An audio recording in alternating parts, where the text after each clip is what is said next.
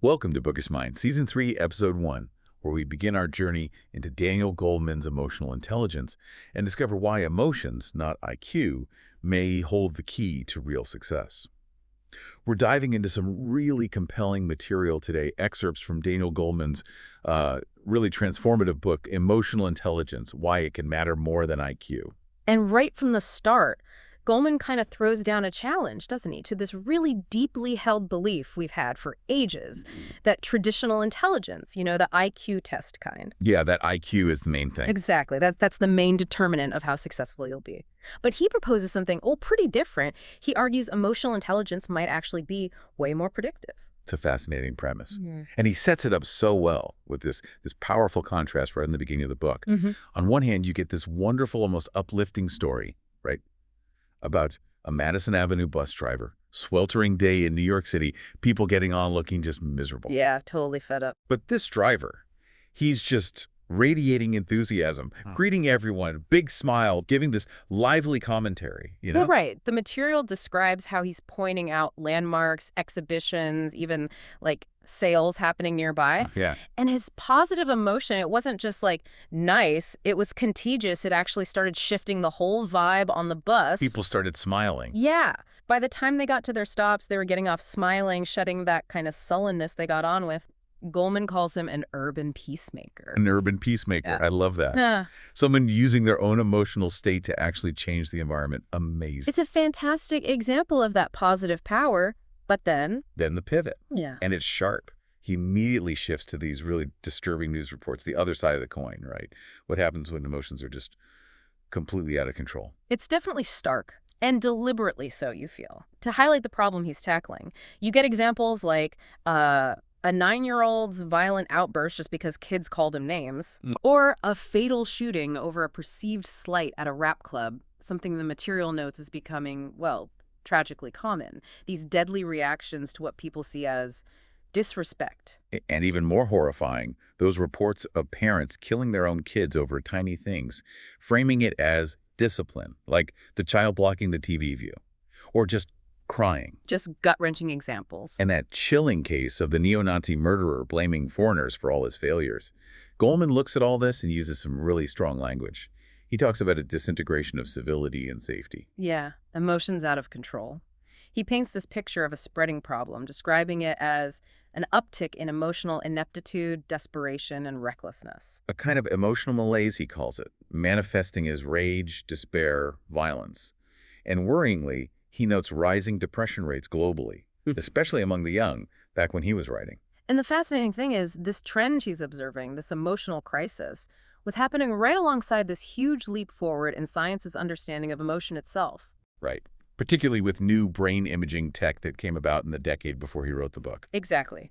For the first time, we could really start to kind of peek inside the living brain and see how these ancient emotional systems actually work. Which was a big deal because for so long, emotion was sort of pushed aside in psychology and neuroscience, wasn't it? Seen as messy, unreliable. Totally. Separate from rational thought. But this new neurobiological data, it gave Goleman the scientific legs for his argument. That our emotional centers aren't just side effects. They fundamentally shape our thinking, our decisions, our actions, for good and sometimes for ill. So pulling from the material, our mission here in this deep dive is really to get Goleman's take on why emotions are so fundamental, dig into their biological roots, and explore how this ancient emotional wiring, which was obviously crucial for survival way back when, sometimes finds itself in serious conflict with, modern life. It's a dive that really makes you question that old wisdom, doesn't it? That intelligence is purely logical, purely neck up. It opens up this idea that development skills around our emotional world isn't just, a nice to have. It's maybe essential for thriving. And importantly, Goleman suggests these aren't fixed traits. They can be learned. They're abilities, things you can actually learn and get better at. Okay, so let's get into that core question Goleman poses. What are emotions for? Wow, he uses this incredibly powerful, just gut-wrenching example right away. The story of Gary and Mary Jane Chauncey. Oh, the parents on the Amtrak train. Yes, the train car that plunged into the water. They literally sacrificed themselves to save their daughter, Andrea. That story, it's just devastatingly effective, isn't it? Yeah. It perfectly illustrates Goleman's point that our deepest feelings, love, passion, our bonds, they act as essential guides, maybe the most essential guides. They can override everything else. Even the basic instinct for self-preservation. Logically, rationally, you might think, how could they? But the book says, and you feel it, seen from the heart, it was the only choice to make. And it's not just about these heroic, extreme moments, right?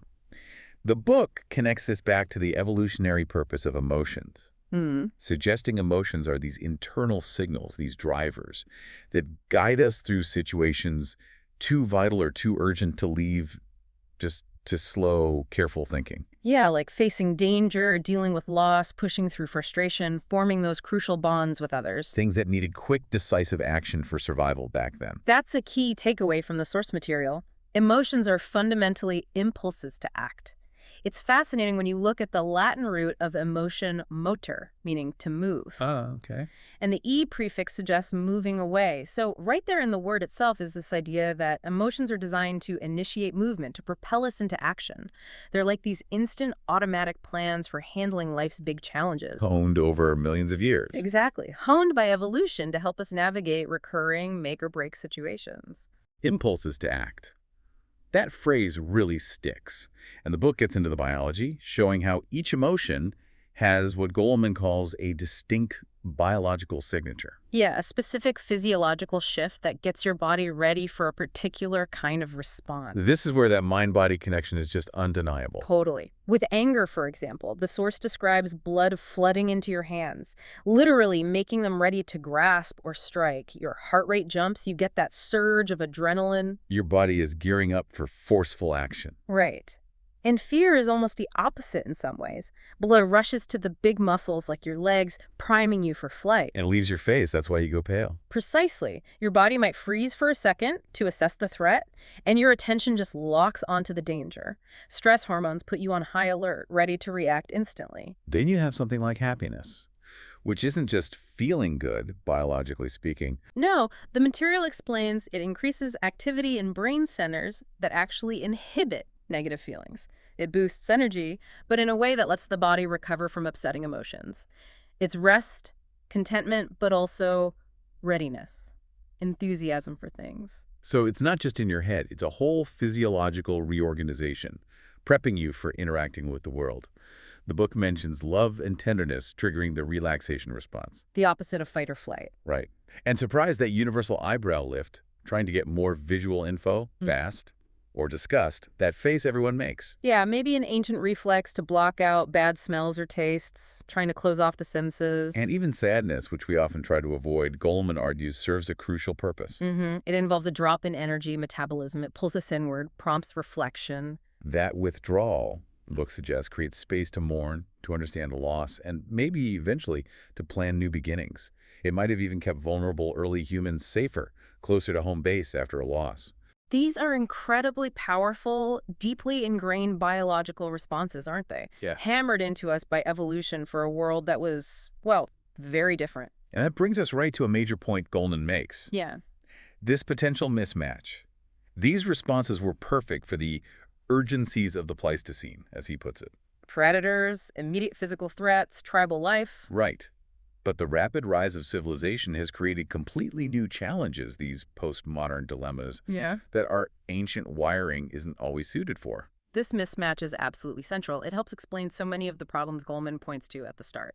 Those automatic reactions that saved our ancestors from a saber-toothed cat can be incredibly maladaptive, even disastrous today. That hair trigger anger, useful for quick defense back then, it becomes terrifying when the response might involve, modern weapons instead of fists or rocks. Which leads us very naturally to this idea of the two minds that Goleman describes, the rational mind and the emotional mind. Yes, and he uses that simple but really effective example of a friend talking about her divorce.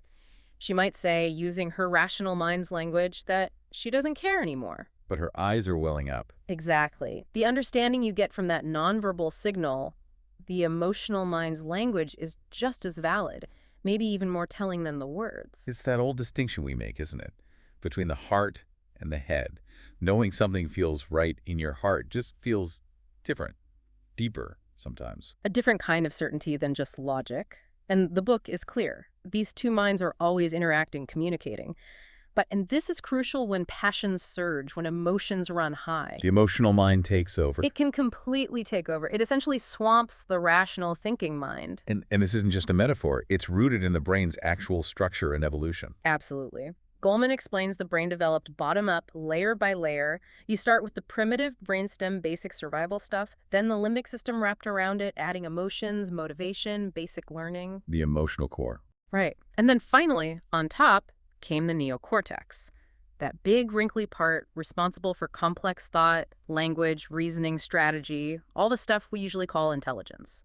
So the emotional brain, the limbic system, it came first. Millions of years before the thinking brain, the neocortex, fully developed. Exactly. And because the neocortex grew out of and is so tangled up, wired into the limbic system, those emotional centers have immense power. They can influence, sometimes dictate, how and what we think and perceive. The wiring runs deep. Very deep. The material points out that as brains got bigger in evolution, the neocortex grew proportionally larger, and crucially, the connections between the neocortex and the limbic system increased dramatically. Okay. More communication pathways. Which allows for the amazing complexity of human emotional life. The ability not just to feel, but to have feelings about our feelings, to process emotions more sophisticatedly. A rabbit just flees or freezes when scared, right? Right. A human can feel fear, analyze the source, and call for help using language and strategy, thanks to that neocortex-limbic connection. But even with this amazing thinking cap, in moments of extreme crisis, the book notes the higher centers can still be bypassed. Or defer, as Goleman puts it. Yeah, the limbic system can hijack the response. That tragic crabtree shooting example he uses, the father mistaking his daughter for an intruder, illustrates this terribly. Ancient fear circuitry, designed for instant reaction to a primal threat, takes over before the rational neocortex can fully process the modern reality.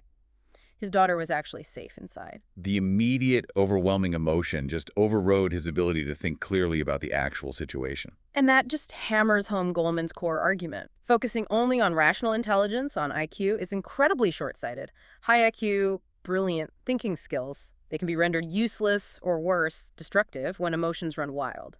So emotional intelligence, these skills like self-control, persistence, zeal, reading others' feelings, empathy, handling relationships. Yeah, that whole constellation of skills. That's what often explains why some people with maybe average IQs thrive, while others with sky-high IQs stumble. It often comes down to those emotional competencies.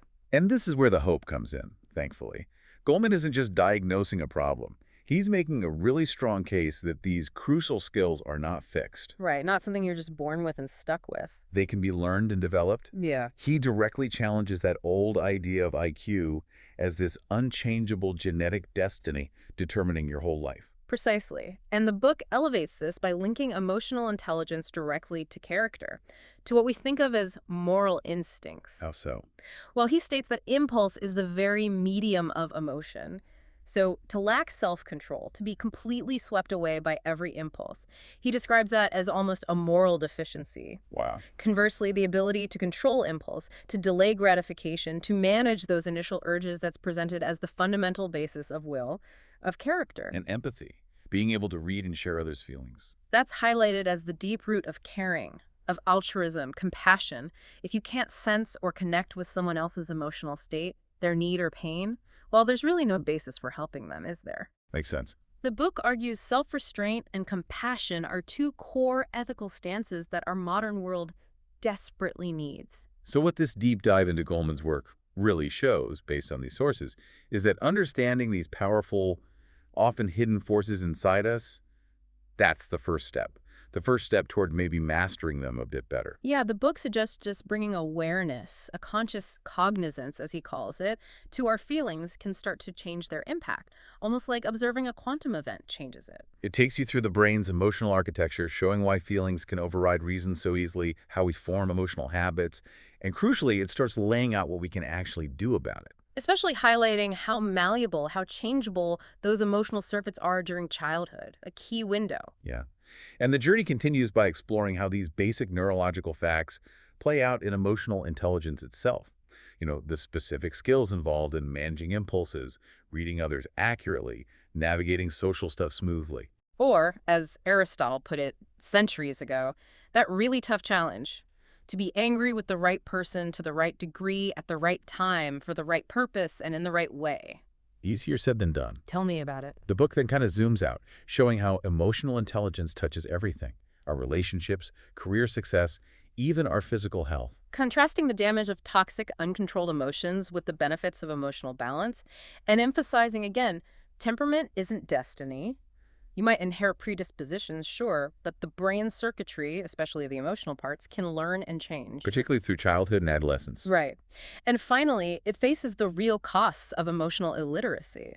How lacking these skills raises risks for depression, violence, eating disorders, addiction, troubled relationships, serious stuff. But it ends on a hopeful note, highlighting schools that were pioneering teaching these skills directly. Self-awareness, self-control, empathy, listening, conflict resolution. Actively teaching these fundamental human competencies. Okay, so let's recap the main ideas we've pulled from the material today. Goleman's core argument: emotions aren't secondary. They're essential guides, impulses to act, shaped by evolution for survival. We saw how each emotion has that specific biological signature, prepping the body for action, anger for fight, fear for flight, and so on. We dug into the two minds, rational and emotional, and how the emotional brain's earlier evolution gives it the power to swamp reason, especially when things get intense. And we touched on that crucial mismatch. Our ancient emotional toolkit facing complex modern challenges it wasn't designed for. The Pleistocene urgencies versus postmodern dilemmas. And maybe most importantly, that hopeful challenge to fixed IQ. Emotional intelligence, self-control, persistence, empathy, relationships. It's presented as teachable, trainable, and absolutely critical for navigating life. Especially given the trends Goleman noted, and that profound idea that basic ethical skills like impulse control and empathy are rooted in these emotional capacities. So for you listening, understanding these core principles, how your emotions work, their biology, why they can overwhelm reason, their evolutionary past, it gives you a really valuable framework. It helps you make sense of your own automatic reactions, doesn't it? Understand relationship dynamics better, maybe even grasp some of the bigger societal issues Goleman points to. And there is that strong note of hope running through it all. These emotional intelligence skills can be learned. They can be strengthened. The book really calls for education to step up and teach these essential competencies. It suggests we don't have to leave it all to chance or upbringing anymore, which brings us back to that Aristotelian challenge Goleman mentions right near the start. Right. If managing our emotional life intelligently is so hard, and the modern world throws curveballs our ancient wiring struggles with, Then here's the provocative thought, drawing from Goleman's insights in these sources for you to take away. how can you, in your own daily life, consciously work to bring greater intelligence to your emotions? And what might that ongoing effort to develop your own emotional intelligence mean, not just for your own well-being, but for how you connect and impact everyone around you?